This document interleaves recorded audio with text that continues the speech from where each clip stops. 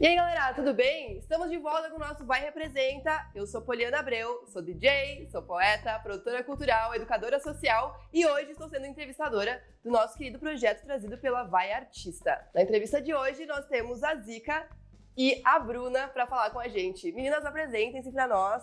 Bem-vindas! Oi, eu sou a Zica Stockman, eu sou diretora da Tem Gente Teatrando, sou atriz, prof e diretora de teatro. Oi galera, eu sou a Bruna Turmina, eu sou idealizadora e proprietária do Refúgio. A primeira pergunta que a nossa equipe preparou para vocês, estamos curiosos para saber quais são as referências que trouxeram vocês até aqui. Pode ser referências da vida, referências artísticas, pessoas famosas, anônimas, inspirações no geral, que trouxeram vocês para a construção desses espaços, né, que acolhem tantas pessoas hoje.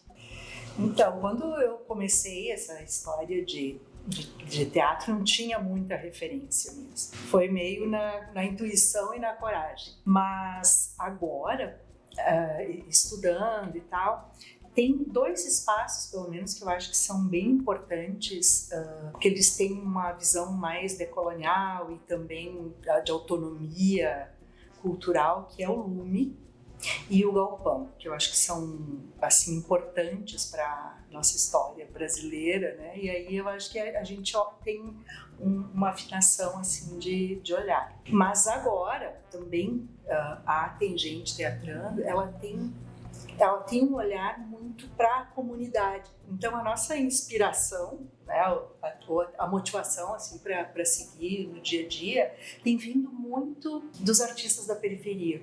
E por quê? Porque a gente olha para todas as possibilidades que a gente tem agora, que já são 30 e tantos anos construindo, né? E que agora tem várias facilidades, e se depara com um pessoal que está trabalhando, está produzindo arte, está fazendo cultura, está fazendo um trabalho social através da arte, sem recursos. Até foi a motivação para eu escrever o meu mestrado, foi Políticas Culturais dos Artistas da Periferia. Deu muito pano para manga. Então esse é um lugar que eu estou estudando, que eu estou entendendo de onde vem tanta força de vontade, criatividade e sem recursos. E estudando uma forma de dar a volta e entender editais e lugares mais acolhedores para todos esses artistas. Que massa, são referências que vão se reformulando, né? Elas vêm se reinventando com o tempo.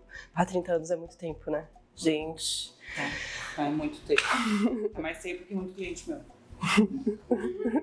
Então, referências, eu não me sentia muito bem nos lugares aqui de Caxias por achar muito padrão. Então, todos os lugares que eu ia, até por ser uma sapatão, enfim, eu não me sentia, não conseguia ser eu mesma.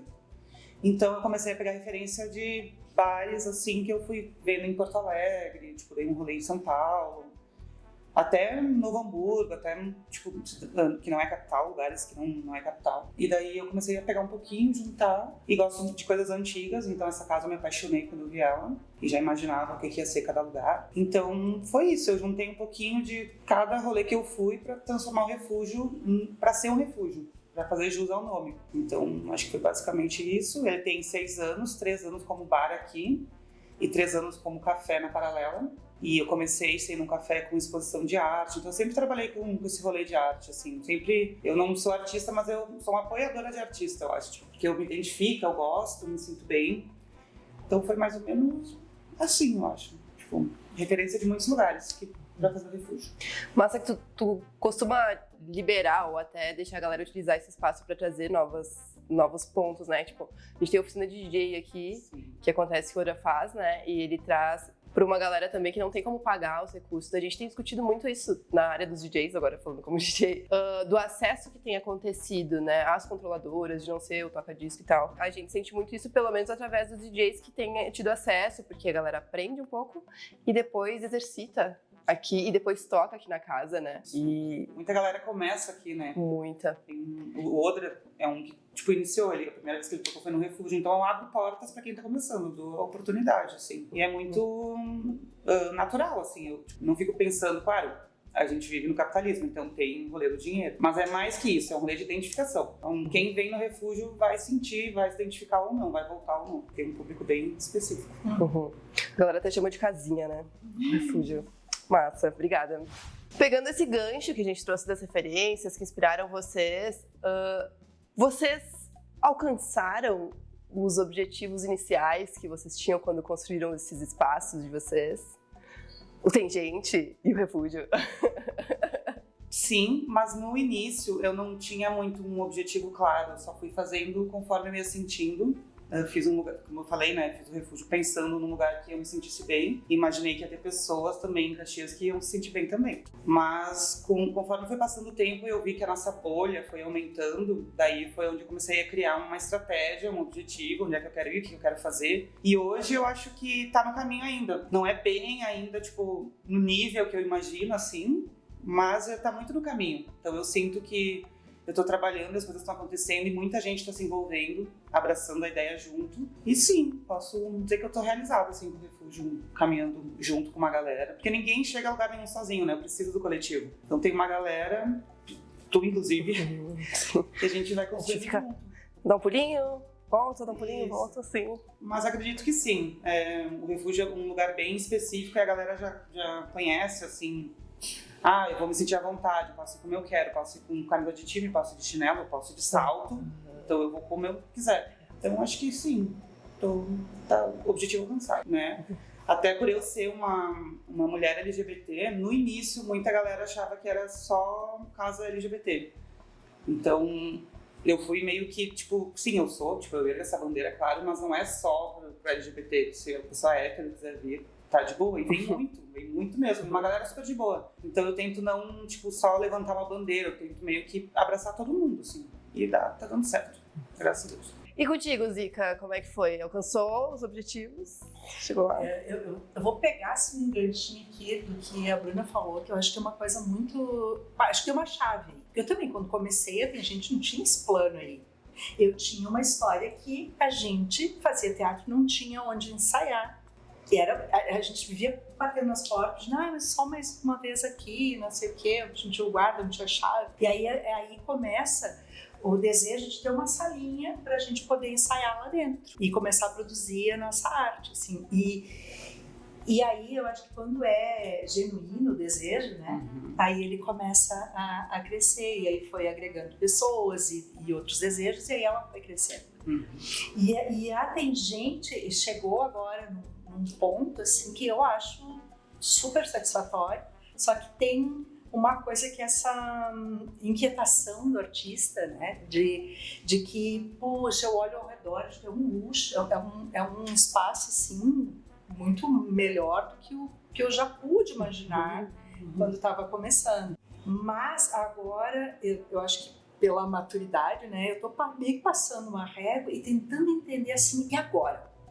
Qual o próximo passo que a gente está com essa estrutura, está com esse novo olhar para o mundo, para as causas, o que esse lugar que agora está mais estabilizado pode ser e significar nesse Caxias do Sul, né? Para dar uma... Então tem um lugar que está super satisfatório de dizer que tem esse lugar que pode acolher e tal, mas agora começa aquela, e agora que a gente tem ele, o que mais a gente pode fazer para mudar esse mundo a partir desse lugar? Né? A gente tem que estar sempre se reinventando, né, também. Exatamente. Vai mudando as gerações, as coisas acontecem muito rápido, então tem que ir acompanhando também. Mas renova a gente, né? Muito. Massa isso. Muito. Como linha de frente desses espaços, vocês sentem que vocês conseguiram avançar em relação aos lugares de discussão, de diálogo sobre pautas como tu trouxe da periferia, né, uma casa LGBT, antidiscriminação, eu acho que é mais um tema assim que aborda geral, né? A gente tem tido agora também tem sido trazido à tona muito sobre capacitismo também. Então a gente sabe que a gente mora num lugar que é um pouco mais conservador, né? Tem algumas coisas que é mais difícil de trazer. Como é que vocês sentem ao longo do tempo? Que vocês conseguiram manejar isso? Tá rolando? Tem aumentado? Tem sido difícil em alguns pontos? Então, Poli, eu acho que é importante registrar que no início da Tangente, a gente fala início, vamos botar uns 10, 15 anos, né? Tinha uma preocupação da sobrevivência, como a Bruna disse, não era uma questão só do dinheiro, porque a gente tem toda uma causa, mas tinha uma preocupação com a sobrevivência, e aí a gente ficava assim, pisando em ovos para abordar alguns assuntos, enfim. Só que com o passar dos anos, a gente entendeu que precisava se posicionar, e quem não concordasse ia deixar na casa, né? Ia atrair um outro público que tivesse mais a ver. Então nós nos posicionamos como um espaço que tem um trabalho antirracista, anti a homofobia, etarismo, capacitismo, sempre entendendo que a gente também está em desconstrução. Então a gente fica se observando, contrata professores e equipe profissionais que têm a ver com esse pensamento, se posiciona claramente diante da sociedade, abre as portas para as pessoas ocuparem aquele espaço para a discussão dessas causas todas, lida com os nossos alunos, que são alunos pagantes, e dessa forma, então, sem milindres. Não, aqui a gente não usa dizer isso, não, aqui a gente trata este assunto desta forma. E aí os que realmente não se identificam, né, vão se afastar. Então, hoje a gente tem uma clareza nesse sentido, mas segue estudando sempre, porque tem uns limites, umas margens que a gente também estava curiosa. Qual é? Depois a gente retoma, mas assim, qual é o papel, por exemplo, do branco? Eu, como mulher branca, tenho nessa luta antirracista, por exemplo, né? Então vamos aprofundar, porque isso tem pano para manga, mas tem um papel que é importante a gente exercer com clareza e sem medo. Cotidiano, sim. Eu lembro que eu fui entrevistada por ti quando tu fez teu mestrado. Bem objetivo. Eu encontrei esses dias esse material, na verdade. E é bem importante mesmo, porque é o que está constituindo a sociedade, né? Querendo ou não, né, Zica? A gente está falando de arte, mas a gente está falando de educação social também, né? De pessoas, de relações. Bom, eu sempre fui meio porra louca. Desde criança, assim, eu entendia... Eu acho que eu era militante e não sabia desde muito nova. Esse negócio de não poder jogar futebol, coisa errada. Minha mãe até tentou me botar no balé, coisa errada, mas então não vou fazer nada. Eu dizia, eu quero jogar futebol e, né, tipo, vai sair pauta branca. E então, pra mim, tipo, foi muito natural. Eu sempre fui assim. Eu trabalhei em comércio muito tempo da minha vida, então o machismo andou muito comigo, assim. Como eu só namorei mulheres também, eu sentia que tinha um rolê de machismo, assim, de alguns colegas de trabalho, enfim. Mas eu batia de frente, eu não ficava quieta, eu não conseguia. Isso com o tempo foi começando a me fazer mal, e foi aonde eu falei, não, eu preciso ter uma coisa minha, porque isso aqui pra mim tá tóxico, eu não vou me moldar pra eles, então eu vou fazer o meu rolê. Então, pra mim sempre foi meio que natural, mas sim, é difícil, ainda mais em Caxias, né, é uma cidade muito conservadora. A minha mãe, por exemplo, é evangélica, então foi um rolê muito difícil, assim, até ela entender, ela achou que era fase, enfim. E do rolê de racismo, a gente não basta não ser racista, tem que ser antirracista mesmo, né? Então eu me dou da mesma maneira que eu me dou com homofóbicos, eu vou me doer com a pessoa que é racista, com a pessoa que é machista, xenofóbica, qualquer coisa de preconceito vai me deixar muito nervosa, até tenho que me segurar às vezes que dá vontade de bater umas pessoas. Que saco! Mas eu acho que o refúgio também, ele meio que me colocou essa bolha que eu tava falando. Eu acabo não convivendo mais com essas pessoas que pensam diferente de mim. Então, eu meio que todo mundo, assim, pra mim é uma paz, assim. Tipo, eu vivo com pessoas que têm um pensamento parecido, se não é igual, é na mesma linha, assim. Então, não vejo mais muito. Eu sei que existe, óbvio, mas eu acho que eu sei lidar, assim, do meu jeito, mas eu sei lidar. E agora, indo para os finalmente, temos a nossa queridíssima pergunta que tem contribuído aí para vários campos artísticos, que é a seguinte: queremos muito saber qual é o recado que vocês têm para passar para a galera que se inspira em vocês. Vocês têm, pode ser um motivacional, pode ser um profissional, fiquem à vontade, mas a gente acredita que várias pessoas estão querendo aí receber esses feedbacks, essa motivação. Fiquem à vontade para trazer a perspectiva que vocês quiserem. Deixem uma mensagem aí para a galera que quer seguir uma trajetória parecida com a que vocês têm? Então, a mensagem eu acho que é não desistir e ter paciência. Às vezes a gente não tem paciência, quer as coisas rápido ou desiste na primeira vez. E também tem uma coisa que a gente é observado o tempo inteiro por muitas pessoas. E é aquilo que eu falei, que a gente não chega a lugar nenhum sozinho. Então, procurar persistência mesmo. E ir atrás, porque em casa, ou sentado, tipo, sem fazer nada, nada vai acontecer. Então, tem que estar nos lugares, tem que se envolver, tem que... enfim, ir atrás. Se a pessoa não fizer, ninguém vai fazer por ela. Então, o recado, acho que é esse. Persistência, ir atrás, não desistir na primeira vez. Porque vai cair, levanta, vai cair, levanta. Pegando esse gancho, tem uma coisa que eu acho bem importante, que eu acho que eu fui aprendendo ao longo das décadas, que é a disciplina. Porque, principalmente quem é artista, tem que entender que tem mais outras facetas dentro. Então, a gente precisa separar o nosso lado criação, né, que é mais subjetivo, que é mais louco, que precisa dessa loucura, e o nosso lado produtor, administrador da carreira, da produção toda, enfim. Essas duas coisas, elas têm que coabitar, mas elas precisam de disciplina na administração do tempo. Então, nesse momento, tal horário, eu vou sentar e vou escrever meu projeto, eu vou estudar o edital. Tal horário está marcado para a criação. Pronto, a gente vai lugar, vai tirar o calçado, aí é uma outra energia que rola. Então, a primeira coisa é isso, a administração do tempo também, e eu diria que precisa se inteirar das políticas públicas, porque é um direito e é um canal, é um lugar para a gente produzir e ser remunerado para isso. E, se possível, juntar com outro tipo de atividade, como dar aula, num nível privado. Então, a gente vai devagarinho juntando essas duas coisas. Eu acho isso garante que na fase das vacas magras, entre aspas, que tu está entre projetos, tu tem uma outra fonte de renda, porque a gente precisa de tempo para ser artista, para trabalhar com cultura, a gente precisa, não pode estar com outros 2, 3 empregos para se manter e também tentando fazer isso. Então tem que fazer essa transição lenta, ter pé no chão, senão a gente não consegue mesmo. E quando a gente conseguir ficar na área cultural, a gente administrar tempo, políticas públicas, algumas iniciativas privadas da gente, por menores que sejam, para se manter.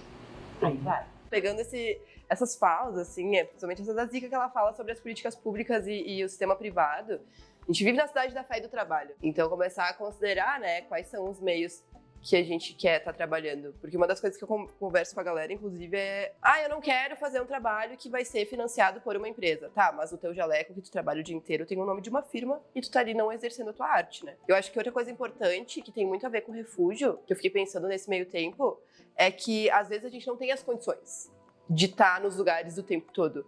Mas tem espaços que eles nos dão essa viabilidade. Por exemplo, o refúgio é um lugar que trabalha com entradas mais facilitadas, né? Eu consigo acessar espaços culturais hoje, porque as pessoas olham e dizem, pode vir, não precisa tu pagar hoje. Tá curta a grana? A gente entende, a gente sabe de onde tu vem, a gente sabe que é foda trabalhar com a arte, então chega junto, a casa tá aberta. Eu acho que existe esse diálogo nos meios, né?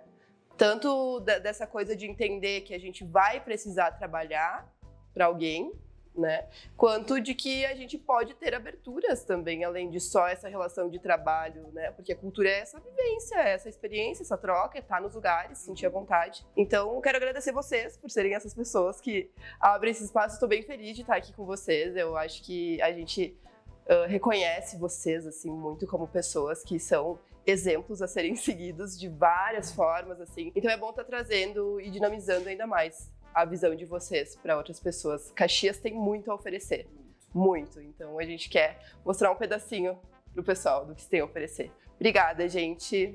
Foi demais. Foi ótimo. Isso aí, galera. Essa foi a nossa entrevista trazendo as nossas queridíssimas Zica e Bruna para falar dos espaços culturais em Caxias do Sul, 2 deles. Tem muito mais, mas a gente tá bem contente de trazer para vocês. E a gente espera que vocês tenham aproveitado, assim como a gente, essa entrevista bem querida. Esse é mais um episódio da Vai Representa e aguardamos vocês nas próximas. Então, gente, foi uma delícia gravar aqui pro Vai Artista. Segue a Tangente nas redes aí. Valeu, galera. Então, espalhem a palavra do refúgio por aí. E obrigada, Vai Artista, pelo convite. Eu adorei. Tamo junto.